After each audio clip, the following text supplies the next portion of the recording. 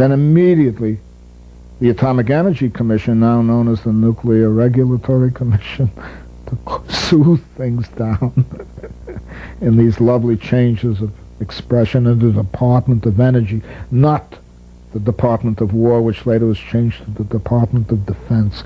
I mean, they learned a whole new vocabulary, by the way. Nuclear energy was going to bring us unlimited power. Well, I didn't believe that. First of all, I didn't want it.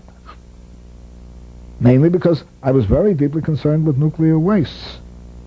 And this became very evident in 1954, when they dropped an H-bomb in the Pacific that killed 2 Japanese fishermen. 1954, it was the first thermonuclear bomb they blew off.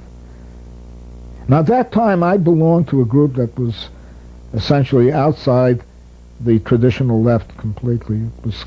They were called the Contemporary Issues Group, named after a magazine, Contemporary Issues.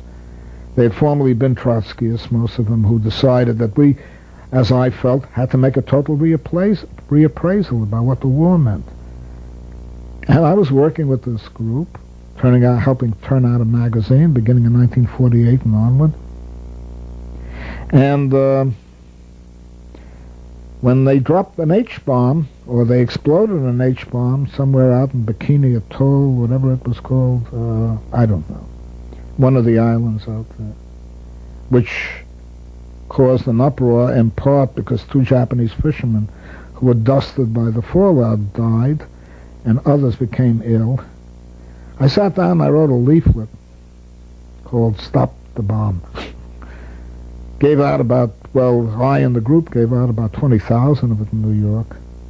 And we sent copies of that leaflet out to Japan, and the largest Japanese daily with a circulation of 9 million readers turned that leaflet into a Japanese translation and printed it on page 3. 9 million Japanese read it.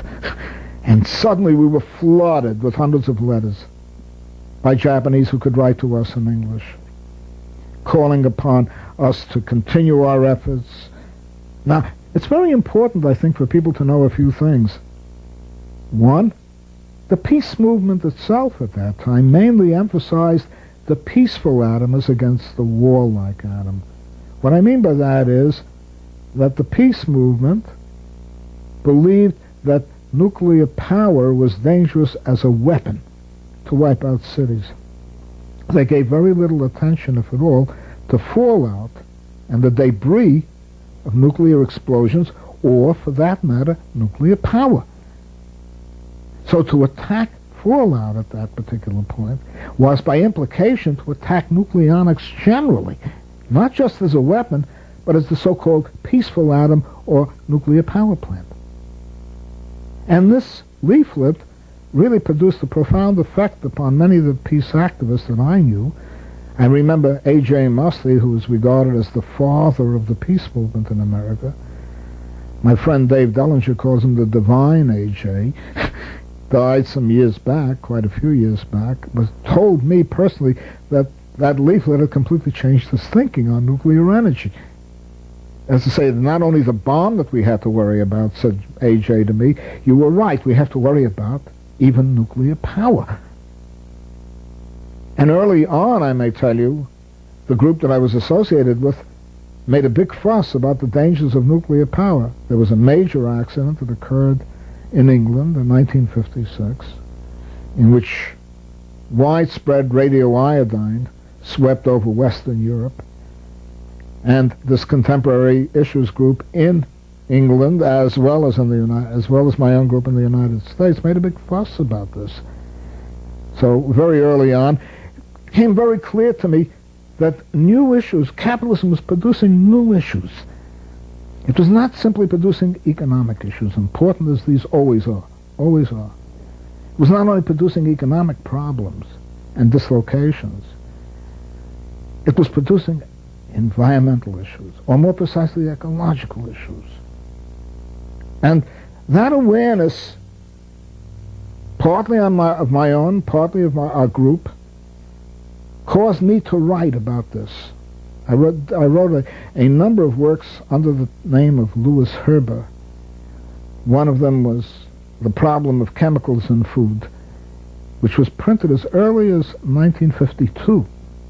Now, you must remember that that is almost 42 years ago. And it was a book-sized work. And it not only went into the dangers of pesticides and the abuse of antibiotics, they were putting them in ice in those days, antibiotics, to keep fish, as it were, preserved, while these giant fishing vessels with their enormous nets and everything could stay out in the ocean for an almost seemingly an indefinite period of time. And they were using hormones, which they were injecting, female estrogenic hormones, which they were injecting into poultry and into cattle to fatten them up, which we now know are carcinogens. And they were using food coloring matter on a lavish scale, basically coal tar dyes, which were known to be derived from cancer-causing substances. So I wrote this whole article, which easily made a small book, comprised a small book, and was to be published in Germany 2 years later as a book, under the pen name of Louis Herber, called The Problem of Chemicals in Food. And there I raised the basic issue that technology, and specifically chemicals, were today being used in agriculture, in food preparation, and in other such synthetic matters because of an ideology of dominating the natural world. You see, I tried to broaden that. I didn't want to just stick to an inventory of chemicals, which were easy to attack later on, and then call for food and drug legislation that would improve the situation. Because I argued basically, and this is where I do take a certain measure of pride, that ultimately the idea of dominating nature comes from the domination of people. And this idea was, for me at any rate, very, very fulfilling in a sense. So that is to say, it answered some real questions in my mind about what had happened as a result of the Second World War. The labor movement was gone. It was not going to play a revolutionary role. That doesn't mean that I was against the labor movement. That doesn't mean that I wanted to put down the labor movement. I didn't believe it was like a vanguard. I believed that it was part of the rest of the population.